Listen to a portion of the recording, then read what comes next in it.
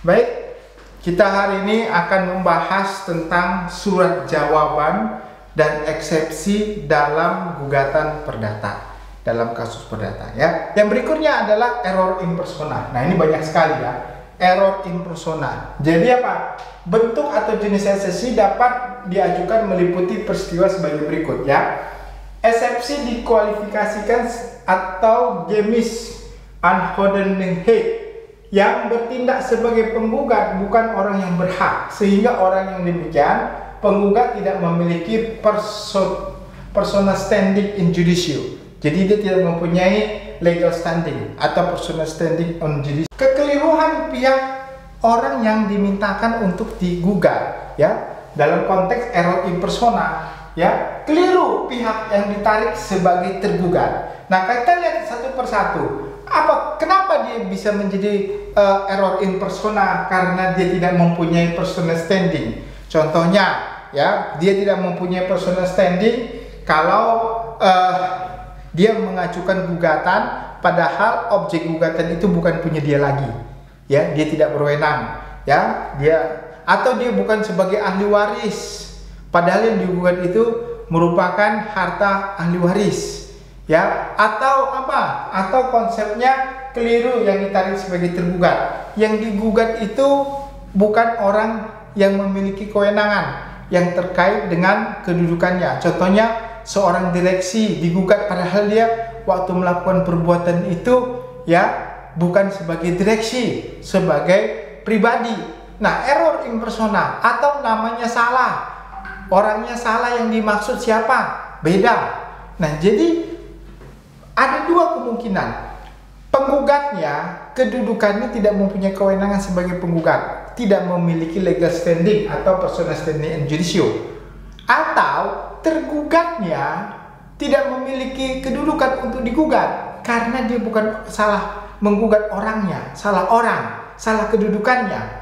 Nah, jadi dalam eksepsi ini Anda harus perhatikan benar-benar apakah penggugatnya mempunyai kedudukan sebagai penggugat, legal standing in judicial, atau tergugatnya juga. Kalau dua-duanya salah, ya otomatis Anda lakukan eksepsi. Dengan demikian, maka orang tersebut tidak layak disebut sebagai penggugat atau sebagai tergugat. Yang berikutnya adalah exceptio plurium litis consortium. Apa maksudnya? Alasan pengajuan eksepsi ini apabila orang yang ditarik sebagai tergugat tidak lengkap atau orang yang bertindak sebagai penggugat tidak lengkap. Masih ada orang-orang yang harus itu dijadikan sebagai penggugat atau tergugat, baru sengketa yang dipersoalkan dapat diselesaikan dengan tuntas. Jadi penggugatnya nggak lengkap, tadi bukan legal standingnya yang tidak ada, sekarang tidak lengkap ya. Apakahnya penggugatnya tidak lengkap atau tergugatnya tidak lengkap? Nah, contohnya penggugat ini ingin mengajukan gugatan kepada orang lain mengenai harta warisan, di mana para pihaknya, contohnya pewarisnya sudah meninggal dunia. Tetapi penggugatnya tidak mengetahui bahwasannya anak yang dilahirkan oleh yang sah oleh ahli waris itu ada 5, tetapi yang dimasukkan cuma 3. Yang 2-nya kenapa tidak dimasukkan?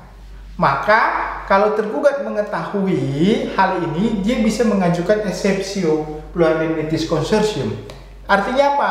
Penggugat tidak memiliki hak, tidak lengkap. Kenapa? Karena sebenarnya ahli warisnya itu penggugat itu harusnya 5. Kenapa cuma 3? Nah, itu contohnya ya. Jadi nggak lengkap.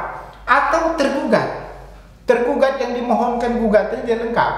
Ya, contohnya apa? Contohnya orang mengajukan gugatan terhadap si A ya, tetapi pemilik rumah atau pemilik objek tersebut bukan dia punya saja, tapi itu milik bersama ya. Maka ada kewajiban yang harus dilaksanakan si A dengan teman-temannya. Kalau si A aja berarti dia tidak bisa dimintakan pertanggungjawaban, harus digugat juga orang lain. Atau keterkaitan perbuatan A mengakibatkan perbuatan B, perbuatan B mengakibatkan perbuatan C yang tidak bisa dipisah-pisah ya, maka orang ini juga bisa digugat harusnya bersama. Salah satu tidak digugat, maka gugatannya dianggap ya eksepsinya tidak. Tetapi ada pengadilan ya, yang memutuskan bahwasanya khusus untuk tergugat ya, siapa yang digugat itu menjadi hak penggugat katanya ya. Jadi dia bisa menentukan sendiri. Tapi menurut saya, kalau terkait dengan tergugat yang memiliki kedudukan kewajiban yang sama, tanggung renteng, harusnya para pihak itu harus digugat secara bersama-sama. Tidak bisa digugat secara terpisah-pisah. Karena ini bukan kasus pidana. Kalau kasus pidana Anda bisa split. Tapi pertanggungjawaban hukum, kalau nanti Anda bikin mengajukan gugatan lagi, maka itu satu buah waktu. Yang kedua, ya akan mengakibatkan nebis in idem. Kenapa? Karena kewajiban seseorang kalau sudah dilaksanakan menghilangkan kewajiban lain kalau terkait dengan tanggung renteng. Ya, jadi harusnya kalau yang terkait dengan pertanggungjawaban bersama, maka gugatan itu harus diajukan kepada para pihak secara bersama. Kalau enggak, masuklah ini ya, exceptio pluralitas litis consortium. Ya, itu harusnya dikabulkan oleh majelis. Lalu yang berikutnya, gugatan prematur. Ya, apa yang dimaksud gugatan prematur? Namanya juga sudah prematur. Artinya belum waktunya digugat sudah digugat. Orang belum punya utang, tapi utangnya itu belum jatuh tempo dan dapat ditagih, sudah ditagih dan digugat. Maka ini namanya gugatannya adalah prematur. Kewajibannya belum muncul tapi sudah digugat. Nah, inilah prematur. Ya, gugatan permohonan disebut prematur apabila faktor hukum yang menangguhkan adanya gugatan permohonan tersebut. Misalnya, gugatan waris disebut prematur jika pewaris belum meninggal dunia. Ya, nah, orang mengajukan gugatan untuk waris, tetapi pewarisnya belum meninggal, ya nggak bisa, ya, karena harta waris itu terbuka pada saat pewaris telah meninggal dunia. Ya, contohnya tadi prematur, ya, kewajibannya belum muncul atau ada suatu syarat tertentu. Contohnya dia dinyatakan telah prestasi dengan suatu syarat tertentu, tapi syarat tertentunya itu belum muncul. Tapi dia udah prestasi, dianggap dia maju gugatan. Nah, gugatan itu prematur. Yang berikutnya adalah obscur liber. Nah, obscur liber itu apa? Gugatannya kabur. Nah, ini banyak kali klasifikasinya. Kenapa kabur? Kita lihat satu persatu. Kabur, ya, tidak jelas hukum yang menjadi dasar gugatan. Contohnya apa? Contohnya kabur dalam surat gugatan dicantumkan adalah begini, ya, perihal gugatan luar prestasi. Tetapi dalam permohonannya, petitumnya ditulis menyatakan tergugat telah melakukan perbuatan melawan hukum. Berarti nggak nyambung antara satu perihal luar prestasi, tetapi dalam petitumnya gugatan perbuatan melawan hukum. Berarti tidak sinkron antara apa? Antara posita dengan petitum. Akhirnya apa? Gugatan kabur. Kaburnya kenapa? Hukum yang menjadi dasar gugatannya tidak jelas. Karena kalau 1320 berbeda dengan 1365, ya. 1365 terkait dengan perbuatan melawan hukum, 1320 terkait dengan sahnya perjanjian, ya, dan prestasi. Jadi itu tidak bisa dijadikan dasar. Yang berikutnya, ketidakjelasan mengenai objek gugatan. Nah, dia menyatakan mengajukan gugatan terhadap objek, contohnya tanah, tapi dia tidak disebutkan tanah ini berada di mana, posisinya di mana, ya. Kecamatan, desa, lurah, sebelah selatan berhadapan dengan batas dengan siapa, utara siapa, timur di mana, harus disebutkan secara detail. Kalau Anda tidak sebutkan, gugatan kabur. Di mana objek sengketanya? Dasarnya sertifikat apa? Kalau ada sertifikatnya, Anda sebutkan nomornya, ya. Sertifikat haknya apa? Apakah HGB? Apakah hak milik? Nah, jadi objeknya harus jelas, objek gugatannya, ya. Apa gugatannya wan prestasi? Berarti ada perjanjian. Berapa jumlahnya? Ya, jumlah kerugiannya Anda harus sebutkan. Kalau tidak sebutkan, lalu tiba-tiba Anda menyatakan tergugat telah melakukan ofertasi, menyatakan tergugat untuk ganti rugi sebesar 1 miliar. 1 miliarnya itu datang dari mana? Anda dalam positenya tadi harus disebutkan. Ya, 1 miliar itu terdiri dari ini bunga, pokok, pinjaman, denda. Nah, jadi secara detail. Kalau tidak detail, lalu tiba-tiba Anda muncul 1 miliar di bawahnya itu petitumnya, berarti tidak jelas, kabur objek Anda gugatannya itu kabur. Ya, apa yang menjadi objek gugatan? Lalu petitum tidak jelas. Nah, tadi saya sudah sebutkan apa yang Anda minta dalam petitum. Sekali lagi, kalau ada penggugat mengajukan gugatan, tidak ada kaitan antara petitum dengan positum, Anda lakukan eksepsi. Ya, apakah karena tadi perbuatan melawan hukum di atas cerita tentang wan prestasi, ataukah disebut minta ganti rugi berapa miliar tapi tidak diuraikan, lalu dia meminta uang biaya pengacara, doangsong, tapi tidak ada suatu perikatan yang menulis seperti itu, atau ada perjanjian-perjanjian yang tidak jelas yang harus ditafsirkan berikutnya, tetapi dia sudah menafsirkan sendiri dalam petitum, itu salah. Ya, jadi petitumnya tidak jelas apa ini sebenarnya dia mau minta. Ya, jadi ini bisa juga kabur. Lalu, nah ini tadi terdapat kontradiksi antara posita dan petitum. Jadi tidak sama isi petitum. Jadi kaburnya itu bisa terkait dengan orangnya, terkait dengan pokok perkaranya, ya, tidak jelas apa yang dimintakan, ya, tidak jelas apa yang dimohonkan, ya. Nah, ini namanya gugatan kabur. Itulah eksepsinya. Nah, eksepsi hukum material tadi terkait dengan formil. Ada juga terkait dengan material. Cara mengajukan eksepsi ini sama dengan sesuai yang tunduk pada ketentuan pasal 136 HIR dan 114 RV, yaitu pada jawaban pertama, ya tadi ya, sesuai dengan buku jawaban. Pertama-tama dengan bantahan terhadap pokok perkara, dan apabila pengajuan dilakukan tergugat ketentuan ini, eksepsinya gugur. Jadi kalau eksepsi diterima, maka pokok perkara nggak perlu lagi diperiksa, ya. Tapi gugatan masih bisa diulang dengan memperbaiki apa yang diperintahkan oleh hakim tadi, ya. Jadi harus diberi. Lalu tidak perlu menilai dan mempertimbangkannya. Penyelesaian eksepsi material tidak berbentuk putusan selah, tetapi terkait dengan pokok perkara dalam putusan akhir. Nah, kita lihat beberapa jenis eksepsi material atau material, ya, satu persatu. Tadi formil. Kita lihat satu persatu. Apa itu eksepsi material? Yang pertama yang disebut sebagai exceptio peremptoria, ya. Eksepsi yang berisi sangkalan yang dapat menyingkirkan set aside, ya, menyingkirkan gugatan karena masalah yang digugat tidak dapat diperkarakan.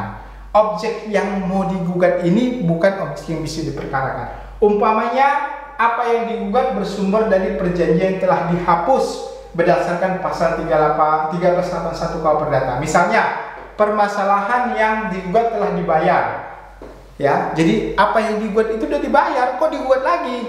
Atau ada konsinyasi, ya, konsinyasi pergantian, atau diinovasi, inovasi, ya, di pembayaran utang, atau dikompensasikan dengan suatu dan sebagainya, atau apa yang digugat telah dieksekusi berdasarkan pasal 224.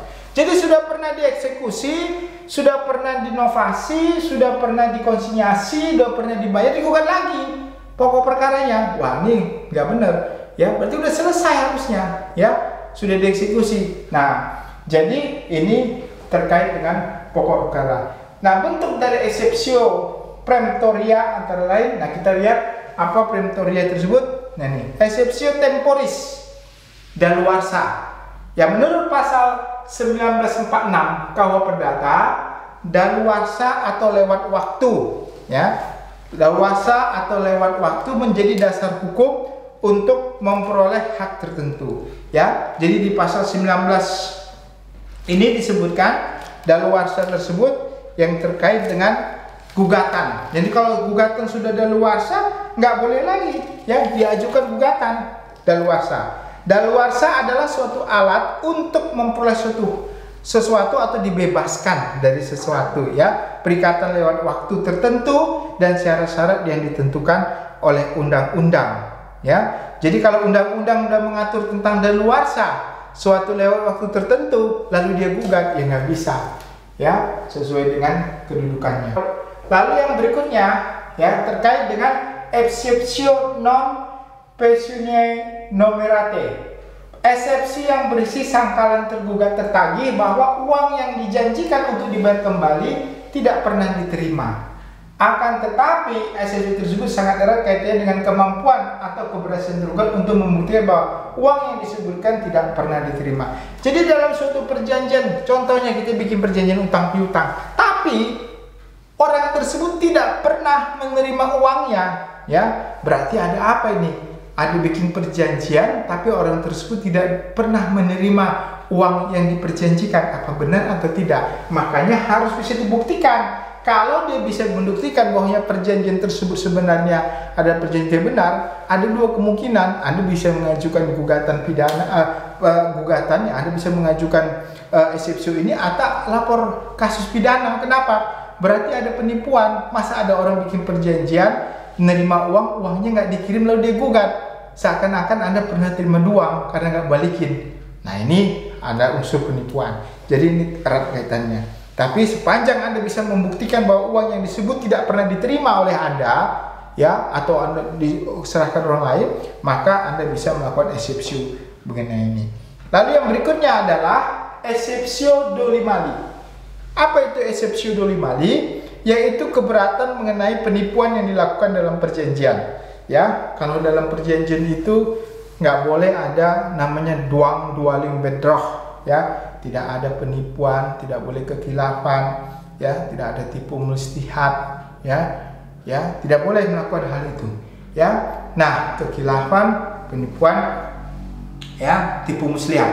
Nah, jadi merupakan eksepsi yang menyatakan penggugat telah menggunakan tipu daya dalam membuat perjanjian.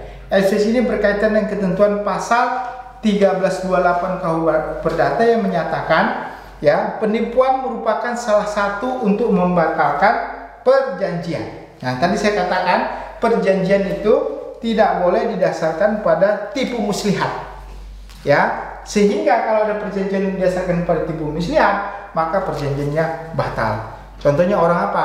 Orang beli sepatu, sepatunya apa? Mereknya Nike, tapi Nike-nya KW5 lagi, bukan KW1, ya. Ternyata yang dikirim barangnya Nike, harganya Nike asli tetapi barangnya palsu, ya. Terus dia nggak bayar, dituntut, ya, supaya dia bayar sesuai dengan harga, tapi dia palsu barangnya.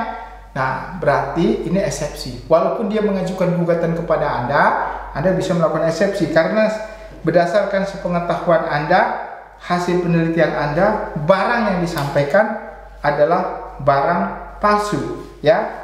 Nah, jadi pasal 1328 dikatakan penipuan merupakan salah satu unsur untuk membatalkan perjanjian. Apabila tipu muslihat yang dipakai oleh salah satu pihak adalah sedemikian rupa hingga terang dan nyata, maka pihak yang lain tidak telah membuat perikat itu jika tidak dilakukan tipu muslihat tersebut. Penipuan ya tidak dapat dipersangkakan, tapi harus dibuktikan. Nah, ini penipuan tersebut harus ada putusan juga, ya, terkait dengan ada penipuan atau tidak, ya. Ada juga paksaan, jadi penipuan, paksaan atau karena kekhilafan. Nah tadi di sini kan akan tetapi agar hal itu menjadi alasan, maka tipu muslihat yang dilakukan harus demikian rupa sehingga terang dan nyata pihak tergugat tidak akan membuat perjanjian itu tanpa dilakukan tipu muslihat oleh penggugat. Nah, jadi konsepnya adalah penipuan harus dibuktikan. Nah, ada begitu untuk membatalkan suatu perjanjian, ya. Contohnya perjanjian membatalkan adanya tipu muslihat bisa dinyatakan batal. Yang berikutnya adalah exceptio metus. Exceptio metus disebut juga exceptio metus causa, yaitu gugatan yang diajukan penggugat bersumber dari perjanjian yang mengandung paksaan. Ya, tadi dualing bedroh, ya. Ini duang, ya, penipuan duang. Nah, di pasal 1323 di 1323 dikatakan paksaan yang dilakukan terhadap orang yang membuat suatu perjanjian merupakan alasan untuk batalnya perjanjian. Juga apabila paksaan itu dilakukan oleh orang pihak ketiga, ya, untuk kepentingan setiap perjanjian tersebut telah dibuat, ya. Dibikin perjanjian, tapi perjanjian itu dibuat di bawah todongan senjata tadi. Yuk, ngakui nggak bahwa yuk punya utang, bikin perjanjian utang piutang, tapi di atas todongan, atau ya anaknya kalau enggak akan dibunuh. Wah, ini ya bahaya sekali, ya. Nah, jadi 1323 paksaan yang dilakukan terhadap orang yang membuat persetujuan merupakan alasan batalnya perjanjian. meskipun hal itu dilakukan pihak ketiga, ya. Contohnya untuk kepentingan berperjanjian. Tadi anaknya mau dibunuh, ya, oleh orang lain. Kamu bikin perjanjian, nah, dia diam-diam, dia nggak melakukan apa-apa, tapi pihak ketiga yang melakukan paksaan. Nah, untuk dibunuh anaknya, kalau kamu nggak bikin perjanjian penguatan utang 500 miliar, ini batal, ya. Nah, akan tetapi menurut pasal 1324, suatu paksaan baru dapat dibenarkan menjadi dasar pembatalan perjanjian apabila paksaan tersebut sedemikian rupa sehingga menimbulkan ketakutan bagi orang yang berpikir sehat bahwa dirinya atau hartanya terancam. Jadi contoh senjata, anaknya mau dibunuh. Nah, jadi ini exceptio karena todongan senjata atau karena mau dibunuh, ya, fisikis, ya, fisik dan fisikis, ya, terkait terutama dengan fisik, ya, tentang ancaman fisik. Jadi dibilang menimbulkan ketakutan bagi orang yang berpikir sehat bahwa dirinya atau harta kekayaannya akan terancam, ya, dirinya atau kekayaannya akan terancam. Yang berikutnya adalah exceptio non adimolti contractus, yaitu eksepsi ini dapat diajukan dan diterapkan dalam perjanjian timbal balik. Masing-masing dibebani suatu kewajiban untuk memenuhi prestasi secara timbal balik. Pada perjanjian itu, seorang tidak berhak menggugat apabila dia sendiri memenuhi apa yang menjadi kewajiban dalam perjanjian. Nah, jadi ini perjanjian bersyarat, ya. Jadi kalau orang ingin melakukan suatu gugatan, dia harus melakukan suatu kewajiban. Padahal ada timbal balik. Perjanjian timbal balik itu tidak dilaksanakan, maka dia tidak boleh mengajukan gugatan. Ya, ada kewajiban, ya. Kamu bisa memberikan mobil ini apabila kamu bisa memperbaiki mobil, ya. Jadi saya akan bayar untuk reparasi mobil kalau mobil ini benar-benar bisa jalan. Mobil belum bisa jalan, dia sudah tagih duitnya, ya. Dianggap dia won prestasi. Padahal perjanjiannya jalan dulu mobilnya baru bisa dibayar. Jadi ada perjanjian timbal balik kewajibannya, ya, bersyarat, perjanjian bersyarat. Exceptio domini. Exceptio ini merupakan tangkisan yang diajukan tergugat terhadap gugatan yang berisi bantahan yang menyatakan objek barang yang digugat bukan milik penggugat, tetapi milik orang lain atau milik tergugat. Ini sebenarnya mirip dengan error in persona. Artinya orang yang menggugat tidak memiliki legal standing, ya. Jadi dia tidak punya legal standing dalam mengajukan karena barangnya bukan milik dia, milik orang lain, ya. Jadi objek yang digugat tersebut membantah mengatakan objek barang yang digugat bukan milik penggugat tapi milik orang lain.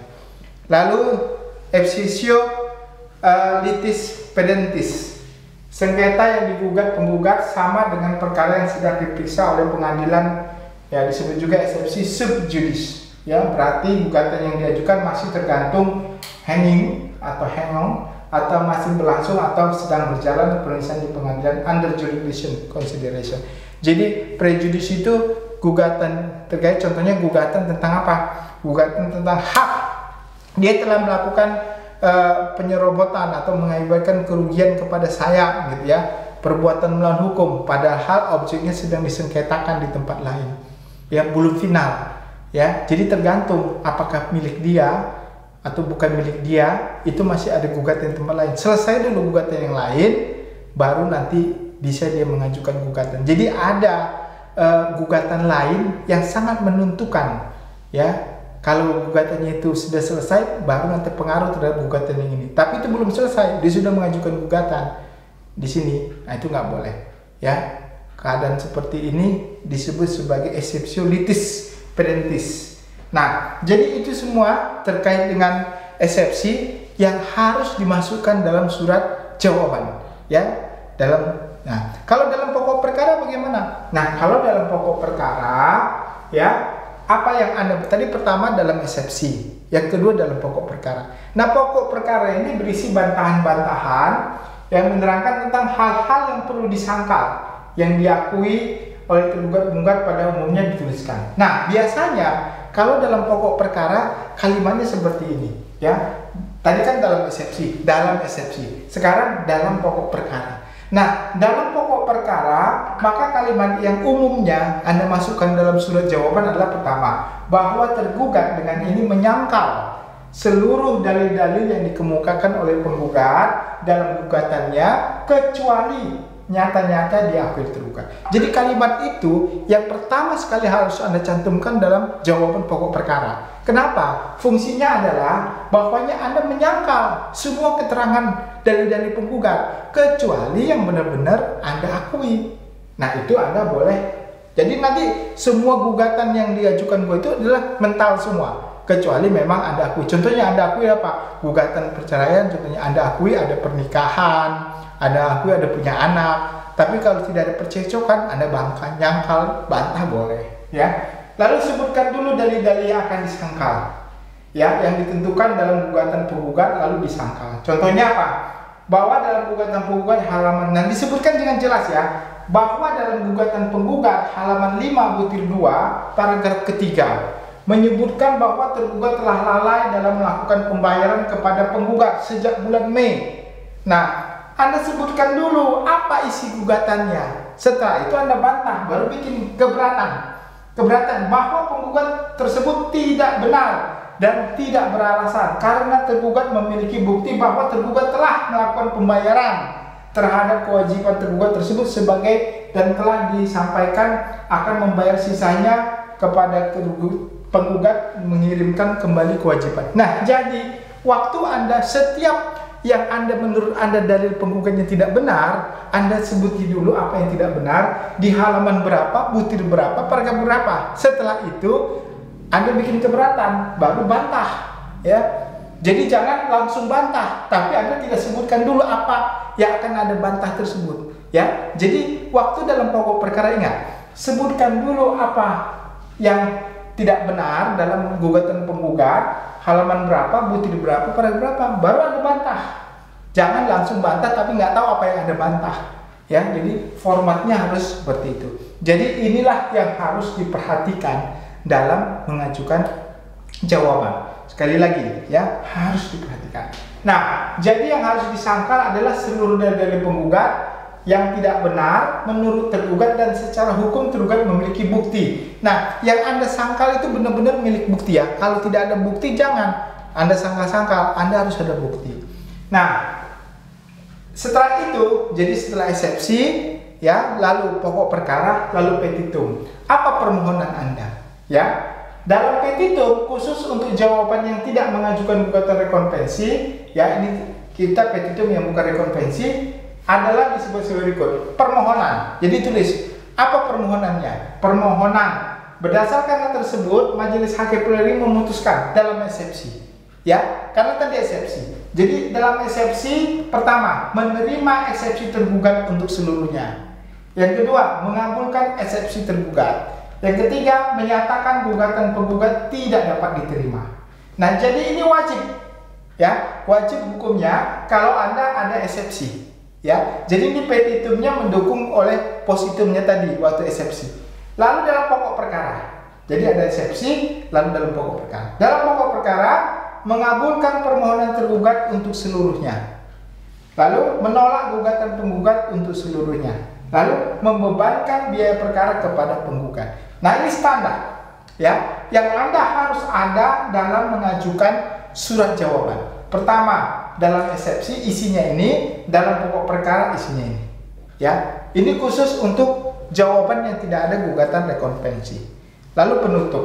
Nah, penutup mencantumkan ex aequo et bono, yang artinya hakim dalam mengadili perkara ini harus, ya, seadil-adilnya. Ya, kalau punya pendapat lain mohon putusan yang seadil-adilnya. Lalu tanda tangan kuasa daripada tergugat. Nah, jadi ini yang harus diperhatikan. Jadi tadi terkait dengan surat jawaban, Anda harus benar-benar perhatikan terkait dengan para pihak tadi dan tempat di mana Anda sebagai pemegang kuasa dari harus orang yang berhak. Yang kedua mengenai eksepsi. Banyak sekali tadi eksepsi-eksepsi yang Anda masih gunakan untuk senjata Anda, ya. Banyak sekali. Jadi gunakan itu sebaik mungkin. Dan kalau Anda sebagai lawyer, kalau bikin surat jawaban, jangan lupa eksepsi. Kalaupun nanti ada bilang, Pak, kita nggak bisa dieksepsi karena semua dianggap benar. Itu nggak benar. Ya, jadi lawyer yang nggak benar adalah lawyer yang sudah tahu dia bahwasannya dia tidak bisa melakukan eksepsi. Itu salah.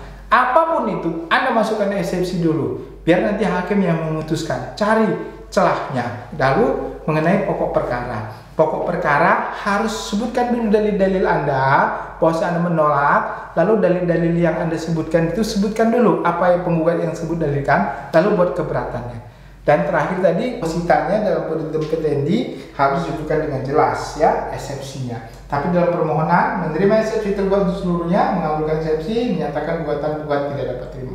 Kalau dalam pokok perkara, kalau tidak ada gugatan rekonvensi, Anda cukup menyantumkan hal-hal bahwasanya mengabulkan permohonan tergugat, menyatakan gugatan penggugat tidak dapat diterima seluruhnya, menyalahkan gugatan penggugat untuk seluruhnya, membuatkan gelar perkara.